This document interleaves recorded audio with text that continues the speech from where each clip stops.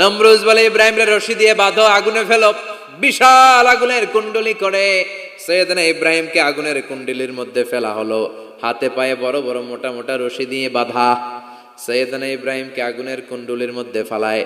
সৈয়দনা জিব্রাইল বলে, ও সৈয়দনা ইব্রাহিম, আপনি বলেন আমার পাখার আঘাতে আগুনগুলো এক পাশ থেকে আরেক পাশে, এক দেশ থেকে আরেক দেশে উড়িয়ে নেই, বিশাল আগুনের কুণ্ডলিকে এক ঝাপটা মেরে থামিয়ে দেই। সৈয়দনা ইব্রাহিম বলে, কোনো দরকার নাই, কারণ আগুনের মালিক আমার সাথে আছে। রাডাই, I don't need your help, আমার কোনো সাহায্যের দরকার নাই, কারণ আগুনের যে রব সে আল্লাহ সবকিছু দেখে কি দেখে না। বিশাল বড় মোটা মোটা রশি দিয়ে সৈয়দনা ইব্রাহিমের হাত আর পা বেঁধে আগুনের মধ্যে ফেলে দেয়া হলো। মুহূর্তের মধ্যে আগুনগুলো দাউ দাউ করে জ্বলতে শুরু করলো। হাতের রশিগুলো পায়ের রশিগুলো মুহূর্তের মধ্যে জ্বালিয়ে দেয়। বিশাল বড় বড় তক্তা জ্বালিয়ে দেয়, লাকড়ি জ্বালিয়ে দেয়, কিন্তু সৈয়দনা ইব্রাহিমের একটা পশমও জ্বালায় না। আজও যদি তোমাদের মাঝে কেউ ইব্রাহিমের মতো ঈমান আনিতে পারো, অগ্নিকেও পুষ্প বলে পরিণত করিতে পারো, ঠিক কিনা? মুসার মতো ঈমান হলে রাস্তা হবে সাগর জলে, ইউসুফের মতো ঈমান হলে একে একে দরজা খুলে। নবী ইব্রাহিমের মতন ঈমান যদি আজও থাকে বিদ্যমান, অগ্নিকুণ্ডে দেখতে পাবে খুবসুরত এক ফুলবাগান। সুবহানাল্লাহ পড়েন। আল্লাহ বলেন, কুলনা ইয়া নারু কুনি বারদান ওয়া সালামান আলা ইব্রাহিম। আল্লাহ বললেন, আগুন, দুনিয়ার শুরু থেকে তোকে একটা ধর্ম আমি দিয়েছি, যা পাবি জ্বালিয়ে ছারখার করে দিবি, কিন্তু আজকে কয়েকদিনের জন্য তোর জ্বালানোর ক্ষমতা আমি আল্লাহ কেড়ে নিলাম। তে আমার ইব্রাহিমের জন্য ঠান্ডা হয়ে যা। কি হয়ে যা? তবে আগুন খবরদার এত বেশি ঠান্ডা হবি না যাতে ইব্রাহিমের সর্দি না লেগে যায়। সুবহানাল্লাহ পড়েন। আগুন বলে, আল্লাহ বললা ঠান্ডা হ, আবার বললেন বেশি ঠান্ডা হবি না যাতে সর্দি না লেগে যায়। আমি কি করুম? আল্লাহ কয়, বারদাউ ওয়া সালামান আলা ইব্রাহিম। আমার ইব্রাহিমের জন্য এয়ার কন্ডিশন, নাতিশীতোষ্ণ, গরম নয় ঠান্ডা নয়, এরকম জান্নাতের গুলবাগিচা হয়ে যা। আল্লাহু আকবার। সৈয়দনা ইব্রাহিম আগুনের ভিতরে 40 দিন ছিলেন। চিল্লা এখন কয়দিন? একটা পশমও পুড়ে নাই। আগুন থেকে বেরিয়ে উনি অনেক দিন বেঁচে ছিলেন। শেষকালে নাতি পুতিদের সাথে যখন গল্প করতেন তখন বলতেন, নাতিরা, আমার জীবনের সবচেয়ে আরামদায়ক সময় কেটেছে নমরুদের আগুনের ভেতরে ওই 40 দিন।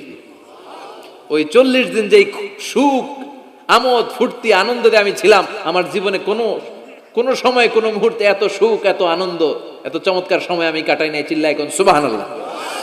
এবার আল্লাহ ডেকে বলেন, নমরুদ, টাইম ইজ আপ, তোর সময় শেষ, অনেক বেড়েছিস, অনেক সুযোগ দিয়েছি, আর না। আমি আল্লাহ সব সময় ধরি না, ধরলে ধরে না, ধরলে আল্লাহ ছাড় দেয় কিন্তু ছেড়ে দেয় না। সুবহানাল্লাহ পড়েন। আল্লাহ কি দেয়? ছেড়ে দেয় না। আল্লাহ বলে, নমরুদ, এবার তোর শাস্তির পালা। তোরে আমি ফেরেশতা দিয়ে মারবো না, জিন দিয়ে মারবো না, সৈয়দনা ইব্রাহিম দিয়ে মারবো না, তোরে মারবো আমি ল্যাংড়া মশা দিয়া। সুবহানাল্লাহ পড়েন। আল্লাহর বাহিনী, বাউদা জুনদুম মিন জুনুদুল্লাহ, এই মশাগুলো কিন্তু আল্লাহর সৈনিক। এই বাতাস আল্লাহর সৈনিক। 50 আর 70 কিলোমিটার বেগে যদি একটা বাতাস বয়, সব শেষ হয়ে যাবে, ঠিক কিনা? এই জলোচ্ছ্বাসগুলো আল্লাহর সৈনিক, এই ভূমিকম্প আল্লাহর সৈনিক। ছোট্ট একটা ল্যাংড়া মশা নমরুদের নাকের ভিতরে দিয়ে ঢুকে কামড়াতে শুরু করছে। নমরুদ লাফাইতে শুরু করছে। নমরুদ রে সবাই কয়, নমরুদ তুমি ড্যান্স দাও কেন? কারে ড্যান্স না, মশায় কামড়ায়। মশারও কামড়ানো বাড়াই দিছে। নমরুদ এবার I M A disco dancer হয়ে গেছে। খালি লাফায়, খালি ডান্স দেয়। আহা, নিজের মাথার মধ্যে নিজে আঘাত করে, ঘুষি মারে, কিন্তু মশা বের হয় না। ও মিয়া, এই মশা ঢুকছে কার অর্ডারে? এটা যদি বেরোতে হয়, বেরো হবে কার অর্ডারে? সে মাথার মধ্যে কিল মারে, ঘুষি মারে, নিজে আহত করে ফেলে, মাগার মাথা থেকে মশা বের হয়। নাকের ভিতর দিয়ে মশা ঢুকে কামড়ানো, এটা কি চারটেখানি কথা?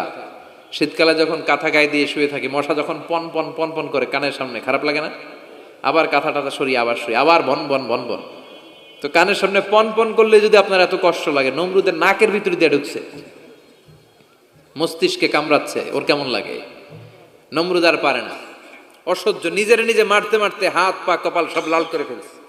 অবশেষে আশেপাশে চাকর বাকর খাদেম খুদ্দাম যারা আছে সবাই বললো, আমি আর পারিনি, এবার তোরা মার, তোরা মার। সবাই কয়ে, নমরুদ আজীবন নাম করে মারছো, এবার পাইছি খেলা, এবার ইচ্ছা মতো তোরা বিড়াম। এবার সবগুলো আমি নমরুদে মারা শুরু করছি। মারতে মারতে বেহুশ মাগার মশা বেরোয়। এই মশা ঢুকেছে কার অর্ডারে? বের হবে কার অর্ডারে? তারপরও বেরোয় না। নমরুদকে এবার আমার জুতা মার। কি মার? এখন আমরা পরি প্লাস্টিকের জুতা, চামড়ার জুতা, তখন পড়তো খরমের জুতা, কাঠের জুতা। খরমের জুতা, চামড়ার জুতা। খরমের জুতা বানায় কি দিয়া? কথা কন, চিনেন? এবার আমার জুতা মার। সবাই এবার কাঠের জুতা লইছে, ইচ্ছা মতো পিটান শুরু। পিটাইতে পিটাইতে ওর মাথা ফাটিয়ে রক্তাক্ত করে শেষ। নমরুদের খেলা শেষ।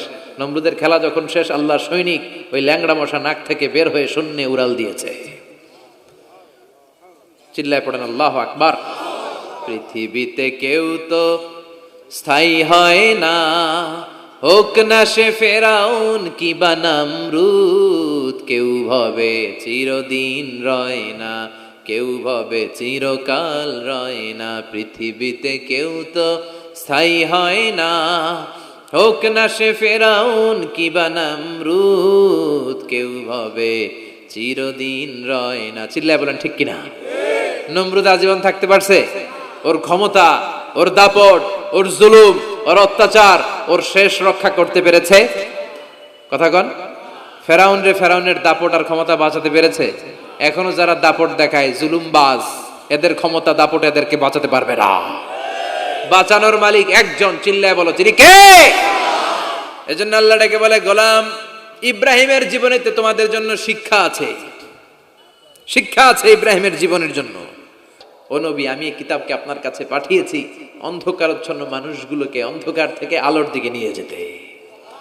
এই কোরআনের ভেতরে আলো আছে না নাই? সবকিছুর সমাধান আছে না নাই? সমাধান চাও যদি জীবনে, মরণে ফিরে যাও, খুঁজে নাও, চোখ রাখো কোরআনে। সুবহানাল্লাহ পড়েন। চোখ রাখবেন কোথায়? নাকি মোবাইলে, না টিভিতে, না এটিএন বাংলার পর্দায়? আসিতেছে আগামী শুক্রবার রঙিন পর্দায়, চোখ রাখুন এটিএন বাংলায়। এটিএন বাংলায় চোখ রাখবেন? কই রাখবেন?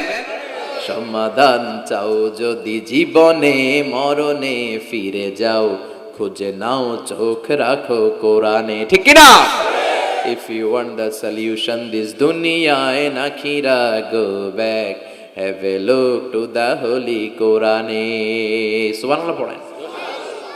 কি নবী আল্লাহ বানালেন, ওই নবীর নামে আল্লাহ একটা সূরা দিলেন। আবার আল্লাহ বললেন, ও দুনিয়ার মুসলমানেরা শোনো, তোমাদেরকে মুসলমান বলে নাম করেছে সাইয়েদনা ইব্রাহিম। ঠিক কিনা? আবার এই নবী সাধারণ কোন নবী নয়, এই নবী হলো তোমাদের জাতির পিতা। আমাগো জাতির পিতা কেডা? কথা কন আরো জোরে, সবাই মিলে বলেন, মিল্লাতা আবিকুম ইব্রাহিম হুয়া সাম্মাকুমুল মুসলিমিন। মিল্লাতা আবিকুম ইব্রাহিম, তোমাদের জাতির পিতার নাম, আমাদের জাতির পিতার নাম ওয়া সাম্মাকুমুল মুসলিমিন, তিনিই তোমাদেরকে মুসলমান নামকরণ করেছে। আবার আল্লাহ বললেন, আসলিম ইব্রাহিম, তুমি সবাইরে মুসলমান বানাও, আগে নিজে মুসলমান হও। আসলিম ক্বালা আসলামতু লিরাব্বিল, ও ইব্রাহিম তুমি মুসলমান হও। বলার সাথে সাথে ইব্রাহিম বলে, আল্লাহ দেরি নাই, আমি মুসলমান হয়ে গেলাম।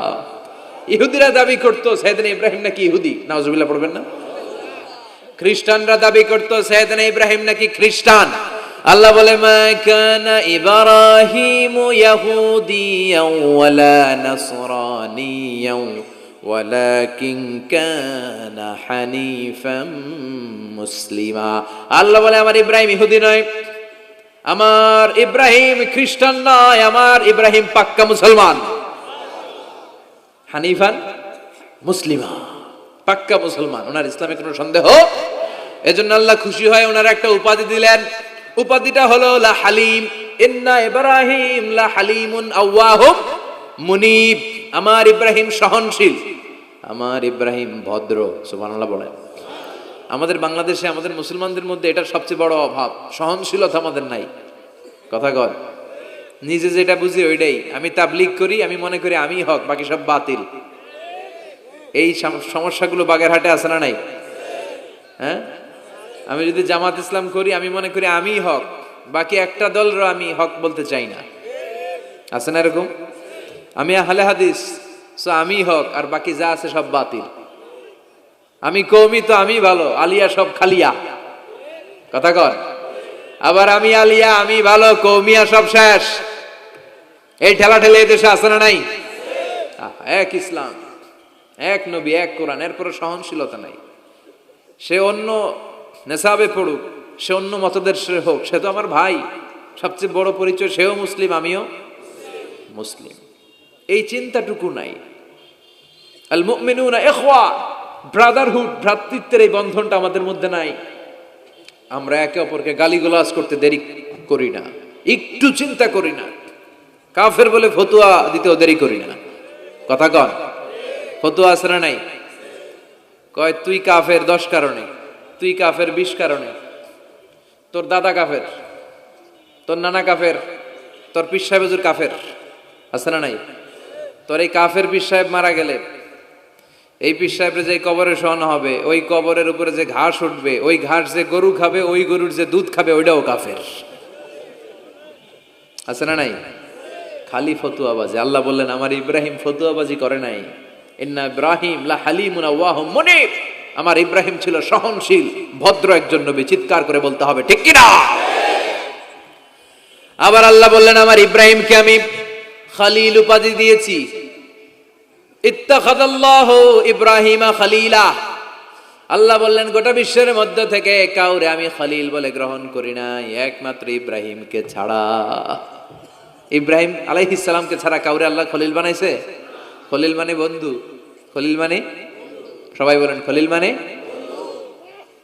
সাইয়েদনা ইব্রাহিমকে বানাইছেন খলিল, আর বিশ্বনবীকে বানাইছেন হাবিব। বিশ্বনবীর কি বানাইছে? আর সাইয়েদনা ইব্রাহিম খলিল। বাপ বেটা, একজন খলিল একজন হাবিব। বাপ কা বেটা সিপাহী কা ঘোড়া, কুছ না হতো থোড়া থোড়া। ঠিক কি না? বাপ ভালো তার বেটা ভালো, তাই মা ভালো তার ঝি। গাই ভালো তার দুধ ভালো রে, দুধ ভালো তার ঘি। বাবা যদি ভালো হয় ছেলে ভালো, মা যদি ভালো হয় মেয়ে ভালো, গাই যদি ভালো হয় দুধ ভালো, দুধ ভালো তো ঘি ভালো। কথা বলেন। যেমন বাপ তেমন বেটা। বাবা হলেন খলিল, ছেলে হলো হাবিব। খলিল মানেও বন্ধু, হাবিব মানেও বন্ধু। খলিল মানে এমন বন্ধু যেই বন্ধু আল্লাহরে খুশি করার জন্য কাজ করে। কথা বুঝতে হবে। খলিল মানে এমন বন্ধু যেই বন্ধু আল্লাহরে খুশি করার জন্য কাজ করে। আর হাবিব মানে এমন বন্ধু যেই বন্ধুরে খুশি করার জন্য আল্লাহ নিজেই কাজ করে। কার দাম বেশি? হাবিবের দাম বেশি। সুবহানাল্লাহ কইবেন না? এই বাপ বেটার মধ্যে অনেক দিক দিয়ে মিল আছে না নাই? সাইয়েদনা ইব্রাহিম বাবা, বিশ্বনবী ওনার অধস্তন সন্তান। এই বাপ বেটার মধ্যে অনেক মহব্বত আছে না নাই? মিল আছে না নাই? আমি কোরআন হাদিস ঘেটে 60টা মিল পেয়েছি। কয়টা? সাইয়েদনা ইব্রাহিম আর বিশ্বনবীর মধ্যে 60টা মিল খুঁজে পাওয়া যায়। শুনবেন? হ্যাঁ, কষ্ট হচ্ছে না? 1 নাম্বার মিল হচ্ছে ফেস কাটিং এ মিল। সাইয়েদনা ইব্রাহিমের চেহারা যেমন ছিল, বিশ্বনবীর চেহারা প্রায় ওইরকমই ছিল। বিশ্বনবী যখন মেরাজ রজনীতে এক এক আকাশে এক এক নবীর সাথে দেখা করেছেন, দুনিয়ায় এসে সাহাবাদেরকে শোনাচ্ছিলেন এই নবী এমন, ওই নবী দেখতে এমন, এই নবীর চেহারা এমন। এরকম যখন বলছিলেন, সাইয়েদনা ইব্রাহিমের কথা যখন তিনি বলতে শুরু করলেন, উনি বললেন আম্মা ইব্রাহিম ফানজুরু ইলা সাহিবিকুম। আর সাইয়েদনা ইব্রাহিম দেখতে কেমন জানো? দেখতে চাইলে আমার দিকে তাকাও। তার মানে বিশ্বনবীর চেহারা যেমন ছিল, সাইয়েদনা ইব্রাহিমের চেহারা অনেকটা তেমন ছিল। এই চেহারার দিক দিয়ে ফেস কাটিং এ বাপ বেটার মধ্যে মিল আছে না নাই? 2 নাম্বার, এই কোরআনের ভেতরে রব্বুল আলামিন বিশ্বনবীর ক্ষেত্রে উসওয়ায়ে হাসানা ব্যবহার করেছেন। আবার সাইয়েদনা ইব্রাহিমের ক্ষেত্রেও উসওয়ায়ে হাসানা ব্যবহার করেছেন। লাকাদ কানা লাকুম ফি রাসূলিল্লাহি উসওয়াতুন হাসানা। তোমাদের জন্য রাসূলের জীবনে উত্তম আদর্শ আছে না নাই? আল্লাহ রাসূলের ক্ষেত্রে আল্লাহ বললেন উসওয়ায়ে হাসানা। আবার সাইয়েদনা ইব্রাহিমের ক্ষেত্রেও বললেন উসওয়াতুন হাসানা ফি ইব্রাহিম। ইব্রাহিমের জীবনেও উসওয়ায়ে হাসানা আছে। উসওয়ায়ে হাসানা মানে নিদর্শন বা মডেল, আমাদের অনুকরণীয় ব্যক্তিত্ব। আমাদের অনুকরণীয় ব্যক্তিত্ব হচ্ছে নবীরা, কবিরা না। কথা কন, কবিরা আমাদের মডেল না নবীরা? নায়করা আমাদের মডেল না নবীরা? সালমান খান আমাদের মডেল নয়, শাহরুখ খান মডেল নয়, ঋত্বিক রোশন আমাদের মডেল নয়, কোন নায়ক নায়িকা গায়ক গায়িকা ডান্সার সেলিব্রিটি আমাদের মডেল নয়। আমাদের মডেল হচ্ছে বিশ্বনবী, আমাদের মডেল হচ্ছে সাইয়েদনা ইব্রাহিম। চিল্লায় বলেন ঠিক কিনা? এজন্য আল্লাহ কোরআনের মধ্যে দুজনের ক্ষেত্রেই বললেন উসওয়ায়ে হাসানা, দুইজনই উত্তম আদর্শ। কয়টা মিল পাইলেন? মনোযোগ নাই? মনোযোগ আছে না গেছে? 3 নাম্বার মিল, এই দুইজন নবী ছিলেন উলুল আজমি মিনার রুসুল। এই দুনিয়ায় যতগুলো নবী এসেছে তার মধ্যে 5 জন নবী ছিল শ্রেষ্ঠ। এই 5 জনের মধ্যে বাপ বেটা আছে না নাই? খেয়াল রাখবেন, উলুল আজমি মিনার রুসুল দৃঢ় প্রত্যয়ী নবী 5 জন। কারা? সাইয়েদনা নূহ, সাইয়েদনা ইব্রাহিম, সাইয়েদনা মূসা, সাইয়েদনা ঈসা, বিশ্বনবী মুহাম্মদ রাসূলুল্লাহ। এই 5 জন হচ্ছে উলুল আজমি মিনার রুসুল। এই 5 জনের মধ্যে বাপ বেটা 2 জন আছে না নাই? এরপরে বাপ বেটার মধ্যে আরেক মিল হচ্ছে বিনাউল কাবা। বাপ বেটা 2 জনই কাবা বানিয়েছে। বিশ্বনবী বানিয়েছে ছোট্টবেলায়, সাইয়েদনা ইব্রাহিম বানিয়েছে বৃদ্ধ বয়সে। ঠিক কিনা? বানাইছে না? বিশ্বনবী বানাইছে যখন বয়স একেবারে কম। কোন বর্ণায় 8, কোন বর্ণায় 10। 10 বছরের বাচ্চা বড় না ছোট? কথা কন। এই ছোট্ট মুহাম্মদ সাল্লাল্লাহু আলাইহি ওয়াসাল্লাম তিনি পাথর কেটে কেটে, পাথর কাঁধে নিয়ে বহন করে করে কাবা ঘর নির্মাণ করেছে। ওনার সমবয়স্ক বন্ধুরা তারাও বিশ্বনবীর সাথে পাথর টেনেছে, কিন্তু সবগুলা টানছে লুঙ্গি খুললা। কেমনে? কথা কন। ছোট বাচ্চারা লুঙ্গি খুলে ফেলে না? সবাই লুঙ্গি খুলে লুঙ্গি ভাঁজ করে কাঁধের মধ্যে রেখেছে। এরপরে কাঁধের উপর পাথর নিয়ে পাথর টেনেছে যাতে কাঁধে ব্যথা না পায়। কিন্তু বিশ্বনবী তো লুঙ্গি খোলে না। সুবহানাল্লাহ পড়েন। বিশ্বনবীর লজ্জাস্থান কেউ দেখে নাই। হালিমাতুস সাদিয়া, বিশ্বনবীর দুধমা, উনি বলেন এই কোরাইশি মুহাম্মদকে আমি 5 বছর ঘরে রাখলাম, পাললাম। এই 5 বছরের জন্য এই ছোট্ট মুহাম্মদ একবারও কাঁদে নাই। ক্ষুধা লাগলেও কাঁদে না, ব্যথা পেলেও কাঁদে না। শুধু লজ্জাস্থানের জায়গা থেকে কাপড়টা একটু সরে গেলে চিৎকার দিয়ে ওঠে। কি নবী ছিলেন, কি লাজুক ছিলেন। আল হায়া ও শুবাতুম মিনাল ঈমান, এই লজ্জা ঈমানের অঙ্গ। এখন আমাদের মধ্যে লজ্জা শরম নাই। নারীদের পোশাকের বেহাল দশা। মশারি কি পাতলা, এর চেয়েও পাতলা। কথা কন। আমার বোনেরা, এই হেজাব ছেড়ে দিয়েন না, নেকাব ছেড়ে দিয়েন না, ওড়নাগুলো ছেড়ে দিয়েন না। এগুলো আপনাদের সম্মান, এগুলো আপনাদের মর্যাদা। এই হেজাব আপনার অধিকার, হেজাব আপনার অহংকার, হেজাব আপনার আভিজাত্যের প্রতীক, হেজাব আপনার রুচির প্রতীক। আপনি কতটুকু রুচিশীল, আপনি কতটুকু ভদ্র মার্জিত ডিসেন্ট ম্যানারে আপনি চলেন, এটা প্রমাণ করে দিবে আপনার হেজাব, আপনার পর্দা। চিল্লা এখন ঠিক কিনা? যারা নারী অধিকারের কথা বলে এরা নারীদেরকে ঠকায়। যারা নারী আন্দোলনের কথা বলে এরা নারীকে বিজ্ঞাপনের পণ্য বানায়, এমনি বেশকি মেরা থাকে। উলঙ্গ, নেকেড, এরকম নারীদের দেহকে প্রদর্শন করে। এরা নারীকে ভোগের পণ্য বানায়, বিজ্ঞাপনের সস্তা পণ্য করে, রূপালী পর্দায় উলঙ্গ করে উপস্থাপন করে, আর সুযোগ পেলে ধর্ষণে সেঞ্চুরি করে। এদের ঘরেই নারীরা বেশি নির্যাতিতা। দেখবেন এদের ওয়াইফ নির্যাতিত হয় এদের দ্বারা, এদের ঘরের কাজের মেয়ে নির্যাতিত হয় এদের হাতে। কথা বলেন। ইসলাম যে নারীকে মর্যাদা দিয়েছে, গোটা বিশ্বের কেউ নারীকে এই মর্যাদা দিতে পেরেছে? বিশ্বনবী ছোটবেলায় কাবা ঘর নির্মাণে অংশগ্রহণ করেছেন। 10 বছর বয়সের মুহাম্মদ অন্যান্য সাথীদের সাথে পাথর টানে, সবাই লুঙ্গি খোলে কাঁধে রেখে, তারপরে পাথর টানে। বিশ্বনবী পাথর টানে লুঙ্গি না খোলে। সুবহানাল্লাহ। বিশ্বনবীর চাচা আবু তালেব বলে, এই ভাতিজা মুহাম্মদ করো কি? সবাই লুঙ্গি খুলছে, তুমিও খোলো। বিশ্বনবী কেন? আমি খুলুম না। বিশ্বনবী বলে খুলবো না।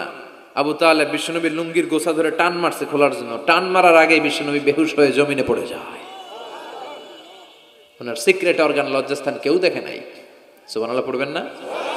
তার মানে উনি কাবা ঘর নির্মাণের কাজ করেছেন ছোটবেলায়, আর সাইয়েদনা ইব্রাহিম করেছেন বয়স্ক হয়ে। সুবহানাল্লাহ কইবেন না? এরপরে আরেকটা মিল হলো বাপ বেটা দুজনে হিজরত করেছেন। বিশ্বনবীও হিজরত করেছেন, সাইয়েদনা ইব্রাহিমও। বিশ্বনবী হিজরত করেছেন মক্কা থেকে মদিনায়।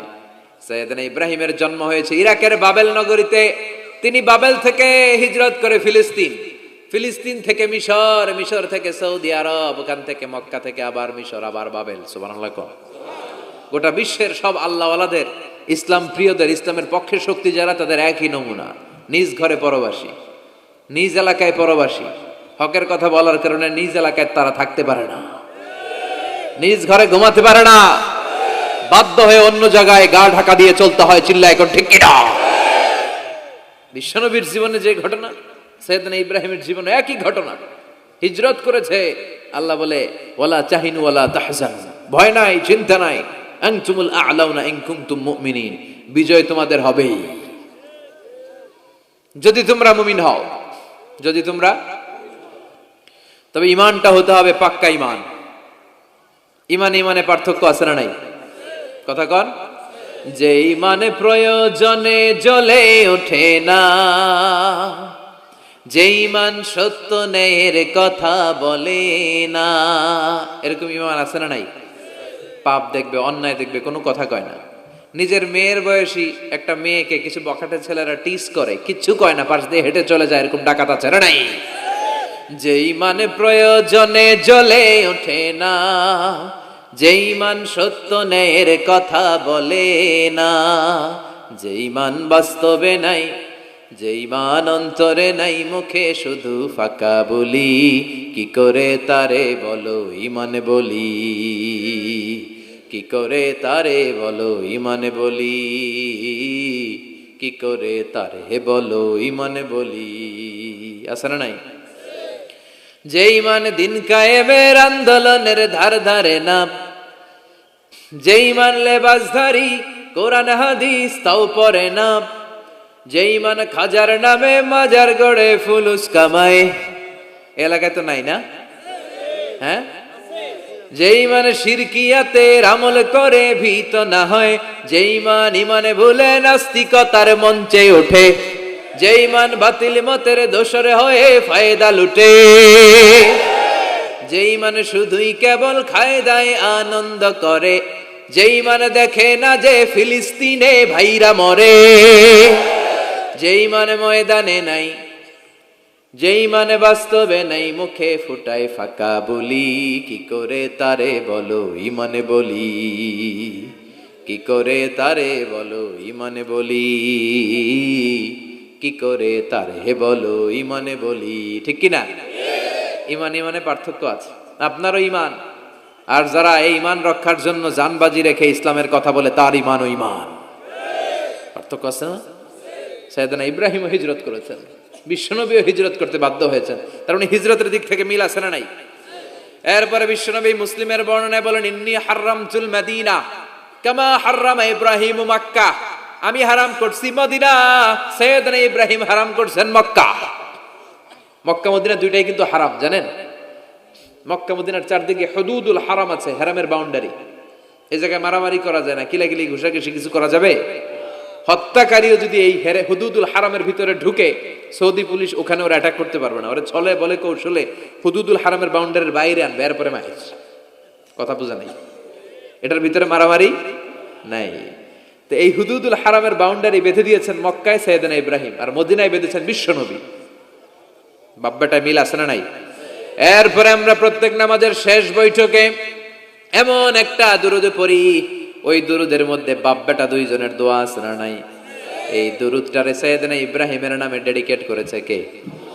দুরুদটার নাম দুরুদে আমরা সবাই পড়ি, আল্লাহুম্মা সাল্লি আলা মুহাম্মাদ ওয়া আলা আলি মুহাম্মাদ কামা সাল্লাইতা আলা ইব্রাহিম ওয়া আলা আলি ইব্রাহিম ইন্নাকা হামিদুম মাজিদ। আমরা বলি, আল্লাহ সাইয়েদনা ইব্রাহিম আলাইহিস সালামের উপর, তার পরিবারের উপর যেমনি রহমত করেছেন, বিশ্ব নবীও তার পরিবারের উপর আপনি রহমত নাজিল করেন।